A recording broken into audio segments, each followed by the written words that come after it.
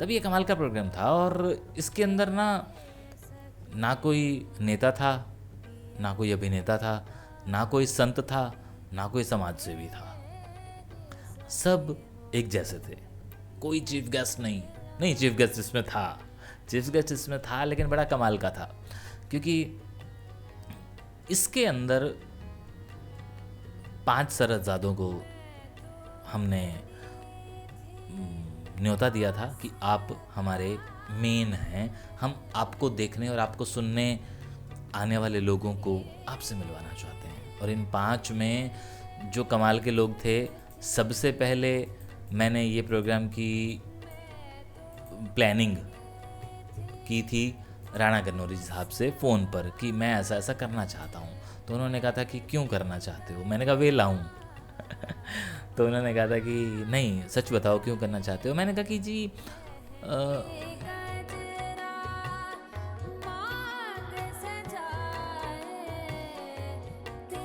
20/9/2015, जी हाँ, सन 2015 20 तारीख को हमने एक कार्यक्रम किया था। या यूं कहूँ कि मैंने एक कार्यक्रम किया था। इसमें मैं ना वाकई में किसी को कोई क्रेडिट नहीं देना चाहता। मैंने एक कार्यक्रम किया था। मैं क्योंकि 2013 में जब आ गया था मुंबई से, तो उसके बाद मैंने यहाँ आकर एक प्रोग्राम किया था जिसका नाम था मुल्तानी सरहदजादे। और इन्हीं दिनों मैं अपना एक वृत्तचित्र बना चुका था उदयभानु हंस जी के बारे में, जिसको रिलीज़ अभी नहीं किया गया था। तो इसलिए कुछ ऐसे लोगों के संपर्क में भी था जो बहुत कमाल के लोग थे, और उन्हीं को रिकॉर्ड करने के बाद एक जहन में आया था कि क्यों ना एक प्रोग्राम किया जाए। मैं तो वेला बंदा था ही, उन वेला बंदों को भी एक साथ इकट्ठा किया जाए जिन्होंने अपने जन्म स्थान को वहाँ जा कर के देखा है, और वहाँ जाने के बाद अपनी किताबें भी लिख डाली हैं, या अ, उन्होंने बताया है कि हाँ, मैं वहाँ पैदा हुआ था और मैं अपना घर वहाँ देख करके आ चुका हूँ। तो मैंने एक वो कार्यक्रम करने की सोची थी, और जिसमें मैं कामयाब भी हुआ था। इवन बहुत सारे लोगों में ये बातें भी हुई थी कि केशव ने ये क्यों किया, केशव के पास कहाँ से आए पैसे, केशव के पास तो ये भी नहीं है, वो भी नहीं है, फिर भी उसने ऐसा प्रोग्राम किया। क्योंकि इस प्रोग्राम की खूबसूरती ये थी कि बहुत सारे मुल्तानियों को इकट्ठा किया गया था और एक छत के नीचे, और 5 सरहदजादों को मंच पर बिठाया गया था।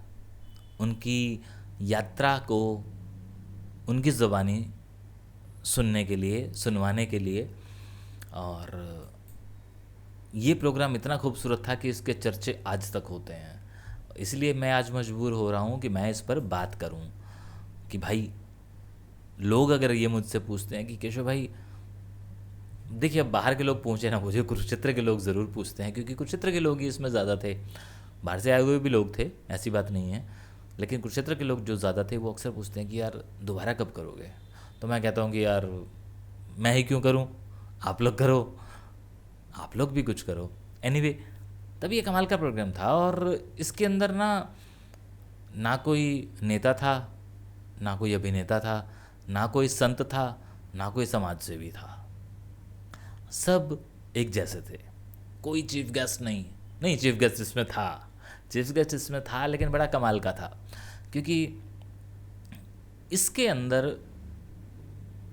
5 सरहदजादों को हमने न्योता दिया था कि आप हमारे मेन हैं। हम आपको देखने और आपको सुनने आने वाले लोगों को आपसे मिलवाना चाहते हैं। और इन 5 में जो कमाल के लोग थे, सबसे पहले मैंने ये प्रोग्राम की प्लानिंग की थी राणा कन्नौरी साहब से फ़ोन पर कि मैं ऐसा ऐसा करना चाहता हूँ।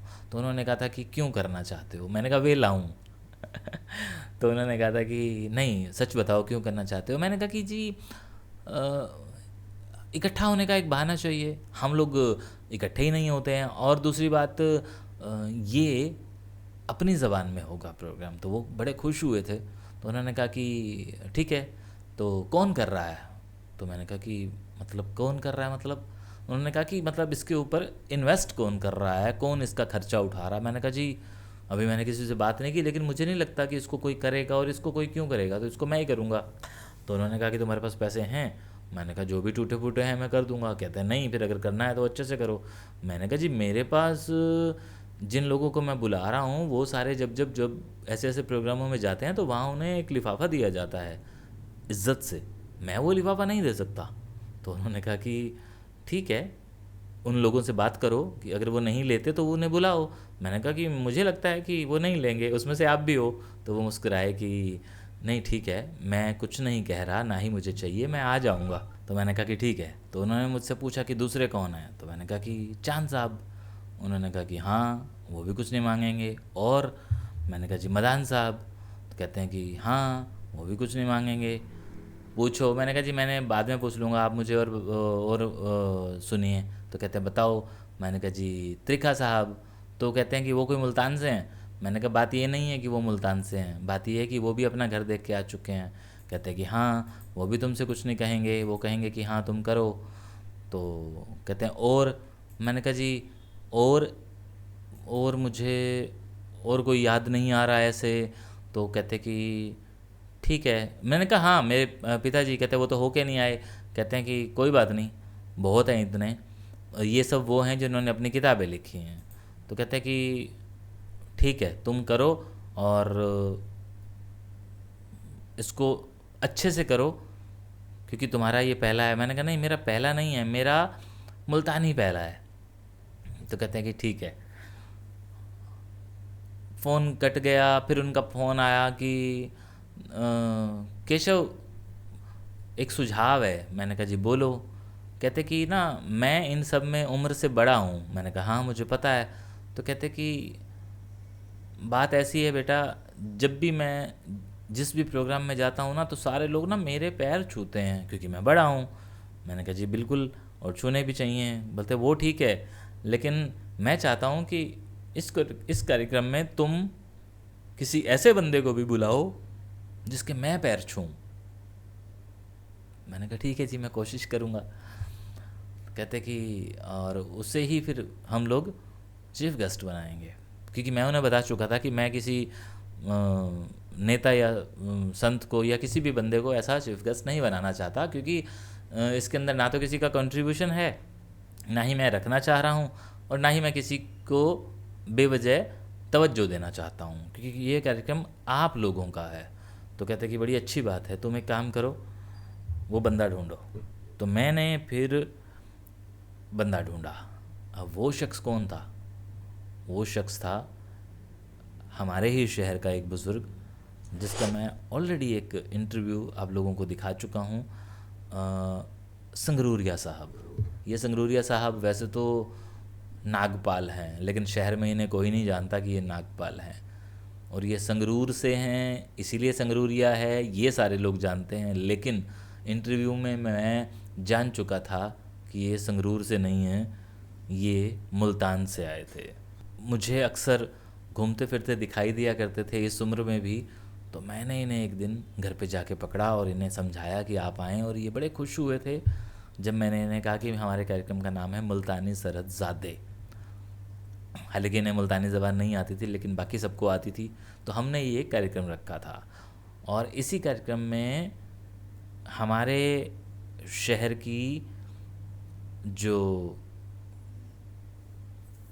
उमा सुधा जी हैं, यानी कि उस टाइम पे ये एमएलए साहब हमारे बन चुके थे, और ये चाहती थी, इन्होंने मुझे फ़ोन करके कहा था कि तूने सुभाष जी को नहीं बुलाया। मैंने कहा जी मैंने किसी को भी नहीं बुलाया। तो कहते हैं कि लेकिन हम तो आना चाहते हैं, हमने उसकी पब्लिसिटी देखी है, सुना है। तो मैंने कहा कि आप मोस्ट वेलकम, आप आइए। लेकिन इन्होंने कहा कि तुम सुभाष जी को बुलाओ। मैंने कहा नहीं, उसका कारण ये है कि मैं नहीं चाहता कि बेवजह हमारे कार्यक्रम में कोई भी खलल हो, क्योंकि जाहिर सी बात है कि जब कोई भी विधायक या कोई भी डीसी टाइप व्यक्ति आएगा तो वो कार्यक्रम वक्त पर नहीं होगा, पहली बात तो। और फिर उनके साथ कुछ लोग भी आएंगे, फिर उन सब के लिए हमें थोड़ा मतलब चाय पानी देखना और उनके आगे पीछे घूमना फिरना वो सब करना पड़ेगा, और उससे हमारे इन बुज़ुर्गों को दिक्कत होगी। तो मैं बिल्कुल भी नहीं चाहता, तो मुझे मुआफ़ी दीजिए। तो उन्होंने हंसते हुए कहा कि ठीक है, तुम्हारी बात भी ठीक है, लेकिन मैं आऊँगी और अपनी ननंद देरानी जेठानी सबके साथ आऊँगी। मैंने कहा जी आइए, लेकिन कृपया करके जल्दी आइएगा ताकि हम आपको आगे बिठा पाएँ, अदरवाइज़ हम किसी को नहीं कह पाएंगे, क्योंकि एक पारिवारिक प्रोग्राम है। अगर आप लेट आए तो हमने किसी को ये नहीं कहना कि उमा जी आई हैं तो आप ज़रा कुर्सी छोड़ दीजिए, उन्हें बैठना है। तो मैं किसी को रिक्वेस्ट नहीं करूँगा और ना ही खुद शर्मिंदा होना चाहता हूँ। वो समझ गए कि ये किसी और मिट्टी का बना है, और वास्तव में मैं आज भी उसी रंग में हूँ। बहुत लोगों ने बदलने की कोशिश की लेकिन नहीं, और वही एक वजह है कि मैं शायद, त्रिका जी ने कहीं एक किताब में कुछ लिखा था, केशव सत्ता के गलियारे में दस्तक नहीं बिछाता। उसे लगता है कि कभी तो बर्फ़ पिघलेगी, तो इसलिए मैं कभी भी जाके किसी दरवाज़े पर नॉक नहीं देता। तो ऐसा चल रहा है। वो प्रोग्राम इतना खूबसूरत हुआ, इतना खूबसूरत हुआ, और सबसे बड़ी बात, मैंने राणा जी की बात रखी और राणा जी ने मुस्कुराते हुए उन बुजुर्गवार के पांव छुए। अतः उन्होंने कहा कि मेरा आना वसूल हुआ, पैसा वसूल हुआ, क्योंकि यहाँ मुझे मुझसे बड़ा एक ऐसा शख्स मिला जिसके मैं भी पैर छू सकता हूँ। ये बहुत बड़ी बात थी, उन्होंने कही, और वो हम सब ने देखी। सब कुछ हुआ, बहुत अच्छा हुआ, कमाल कमाल की चीज़ें हुई, और मेरे पास ये एक यादगार तस्वीरों का ख़जाना था। आज पूरे पौने 10 साल के बाद, क्योंकि 3-4 महीने ही रहते हैं, 2 महीने रहते हैं 9वें महीने में, 2 महीने बाद 10 साल कंप्लीट हो जाएंगे, और मैं आज उन तस्वीरों को दोबारा देख रहा हूँ। तो वो तस्वीरें सामने आकर मुझे कह रही थी कि मेरे बारे में अपने उन लोगों को तो बताओ, उन देखने वालों को तो बताओ जो तुमसे पिछले 10 वर्षों से जुड़े हुए हैं, क्योंकि हमें वास्तव में आपसे जुड़े हुए 10 वर्ष भी पूरे हो चुके हैं। तो इन 10 वर्षों में ये तस्वीरें छुपी हुई थी। आज जब सामने आई तो लगा कि मैं इस तस्वीरों के पीछे वाले किस्से को आपके साथ साझा करूं। हालांकि इसके साथ वाले किस्से बहुत सारे हैं छोटे छोटे, कि हाँ हमें मन संचालक नहीं मिला तब मैं नहीं बोलता था, या क्योंकि ऑर्गेनाइज़ कर रहा था तो सारे काम खुद कैसे कर सकता था। इसकी मतलब एक मेज़बानी भी थी, रिकॉर्डिंग भी थी, और क्योंकि सब बाहर से लोग आए हुए थे, उन लोगों को चाय पानी भी देखना था, तो ये बड़ा सारा काम अकेले ही करना था, तो इसलिए मंच नहीं देख सकता था। तो राणा जी ने कहा था कि मन संचालक को बुलाओ। मन संचालक ने कहा था कि मैं पैसे लूँगा, फिर उन्हें समझाया गया, वो नहीं माने, फिर उन्हें बताया गया कि ये सब लोग नहीं ले रहे तो फिर आप क्यों। तो फिर उन्होंने अपनी एक और शर्त रखी, आखिरकार उस शर्त पर वो आए, और इस तरह से प्रोग्राम हुआ। और भी इस तरह से बहुत सारी बातें इन तस्वीरों के पीछे हैं, कि इन्हीं तस्वीरों में एक सज्जन ऐसा भी है जिसने राणा साहब से कहा था कि केशव के पास इतने पैसे हैं कि वो जेब से कर सके। तो राणा साहब ने कहा था कि मुझे भी नहीं पता, लेकिन उसने किया है और तुम वहाँ थे। तो मतलब ये प्रोग्राम हमारे लिए यादगार था, मेरे लिए तो यादगार था ही। तो क्योंकि आप लोग इस प्रोग्राम में नहीं थे, तो आप लोगों को ये बताना चाह रहा हूँ कि 10 साल हो गए। तो आज इनमें से चांद साहब नहीं हैं, और हमारे संगरूरिया साहब नहीं हैं, और आए हुए मेहमानों में से पूरनचंद हवेरिया साहब नहीं हैं। तो और भी शायद कुछ लोग होंगे, लेकिन जो लोग हैं भगवान उन्हें सलामत रखे, स्वस्थ रखे। और 10 साल बाद ज़रूर ये दिल कर रहा है कि फिर से एक कार्यक्रम किया जाए सिक्वल तो बनते ही रहते हैं। मुल्तानी सरहदजादे पार्ट 2। शुक्रिया। एक तिराह जेको छॾियनि, 3 कमरे आहिनि। ਤੇ ਉਸ ਤੋਂ ਬਾਅਦ ਸਭ ਤੋਂ ਪਹਿਲੇ ਗੁਰਦੁਆਰਾ ਹੀ ਮਤਲਬ ਹੈ। ਉਸ ਤੋਂ ਬਾਅਦ 3 ਕਮਰੇ ਹਨ ਸਾਡੇ, ਜੋ ਉੱਤੇ ਤੇ ਜੋ ਥੱਲੇ। तिराह छॾे ॾियनि जेको ਉਹ ਆਈ ਪਿਆ। ਮੇਰੀ ॾाॾी भी आई, ॾाॾा कोई न आई। जखणा आई, अच्छा, ਤਰਗਣਾ ਆਈ, ਕੋਖਰਾਲਾ ਆਈ। ਉੱਥੇ ਮੇਰੇ ਪਾਪੇ ਦੇ ਨਾਨਕੇ ਰਹਿੰਦੇ ਹਨ। अच्छा, ਤੇ ਜਖਣੇ ਸਾਡੇ ਸਾਵਰੇ ਰਹਿੰਦੇ ਹਨ। ਕਿ ਖੋਖਰਾਲਾ ਆਈ। ਇੱਕ ਹੋਰ ਵੀ ਦੂਸਰਾ ਸ਼ਹਿਰ ਹੈ ਮੇਰੇ ਕੋ ਭੁੱਲੇ ਖੜਨ, ਇਹ ਖੋਖਰਾਲੇ ਦੀ ਲਾਈਨ ਵਿੱਚ ਹਨ। ਖੂਹ ਭੱਜਾ ਵਾਲਾ, भज्जा वाला। ਹਾਂ ਹਾਂ, 40 ਦਾ ਦਰਖਤ ਆਈ ਵੱਡਾ ਸਾਰਾ, ਬੇਰਛਾ ਦੇ ਨਾਲ ਮਿਲਿਆ ਹੋਇਆ। ਉਹਦਾ ਬੇਰ ਹੀ ਵੀ ਆਈ, ਇਤਨਾ ਇੱਕ ਬੇਰ ਹੁੰਦਾ ਹੀ ਮਿਸਰੀ ਜਿਵੇਂ ਹੁੰਦੀ ਹੈ। ਸਾਡੇ ਬਾਗ ਆਈ ਖਜੂਰਾਂ ਦਾ ਬੱਜਾ ਲੈ ਤੇ ਇਤਨੀ ਮੋਟੀ ਖਜੂਰ ਅਸਾਂ 12 ਮਹੀਨੇ ਖਾਂਦੇ ਸੀ। ਵਾਪਸੀ ਅਸਾਂ ਆਇਆ ਨਾ, ਮੇਰੀ ਮਾਂ ਬਿੰਡਿਆਂ ਨੇ ਬਿੰਡਿਆ ਪ੍ਰੇਮ ਮੰਦਰ ਵੰਡ ਆਈ ਹੈ। ਪੰਜ ਪਾਤੇ ਨਾ ਪ੍ਰੇਮ ਮੰਦਰ, ਉੱਥੇ ਵੰਡ ਆਈ ਹੈ। ਸਾਰੀ ਗਲੀ 'ਚ ਵੰਡ ਆਈ ਹੈ। ਜਿਹੜੇ ਵੱਡੇ ਗੇਟ ਬਣੇ ਨਾ ਲਈਏ ਦੇ, ਉੱਥੇ ਮਿਰਚਾਂ ਦੀ ਬੋਰੀ 'ਚ ਰੱਖਦੇ ਅਸੀਂ। ਮਿੱਟੀ ਦੇ ਤੇਲ ਦੇ ਪੀਪੇ ਭਰ ਕੇ ਰੱਖਦੇ ਅਸੀਂ। ਬਈ ਕੋਈ ਆਸੀ ਨਾ ਹਮਲਾ ਕਰਨ, ਉੱਤੋਂ ਮਿਰਚਾਂ ਛਿੜਕਦੇ ਸੂ ਤੇ ਮਿੱਟੀ ਦੇ ਤੇਲ ਨਾਲ ਅੱਗ ਲਾ ਦੇ ਸੂ। ਹਾਂ ਲਈਏ ਤੂੰ ਲਾਹੌਰ ਆਇਆ ਸੀ, ਗੱਡੀ ਸਾਡੀ ਰੋਕ ਗਈ ਮੁਸਲਮਾਨਾਂ। ਪਾਣੀ ਵਿੱਚ ਪਿਸ਼ਾਬ ਝਗਤਿਆ ਨੇ। ਪਾਣੀ ਵਾਲਾ ਕੋ ਕੋਈ ਨਹੀਂ ਪਿਲੇਂਦਾ। ਕਈ ਭੁੱਖੇ, ਕਈ ਤ੍ਰਿਸੇ, ਕਈ ਕਿਵੇਂ ਬੱਚਾ ਕੋ ਗਿੰਦਾ। ਮਾਂ ਸਾਰੀ ਸ਼ਰਾਬ ਕੀਤਾ। ਪ੍ਰਦੇਸ਼ 'ਚ ਬਹਿੰਦੇ ਪਏ, ਇਹਦਾ ਸਾਰਾ ਪੀਪਾ ਪਿੰਡਾਂ ਦਾ ਭਰ ਕੇ ਗਿੰਦਾ ਹੀ। ਭਈ ਰਸਤੇ 'ਚ ਬੱਚੇ ਕੋ ਕਿਆ ਖਵੇ ਸੂ ਅਸਾਂ। ਫਰੂਟ ਸੁੱਕਾ ਅਸਾਂ ਕੋਈ ਨਾ ਸਕਿੰਦੇ। ਅਸਾਂ ਉਹਨਾਂ ਦਾ ਗਿੱਲਾ ਥਿਆ ਹੋਇਆ ਕੋਈ ਨਾ ਸਕਿੰਦੇ। ਤੇ ਖਾਂਦੇ ਅਸਾਂ ਆਪਣਾ ਹਿੰਦੂਆਂ ਦਾ ਅਸੀਂ। अच्छा, ਰਿੱਝਾ ਹੋਇਆ ਕੋਈ ਨਾ ਸਿਖਾਉਂਦੇ ਅਸਾਂ। ठीक है। ਹਾਂ ਉਹ ਗਿਣ ਲੈਂਦੇ ਹਨ, ਉਹ ਖਾ ਲੈਂਦੇ ਹਨ, ਅਸਾਂ ਨਾ ਸਿਖਾਉਂਦੇ।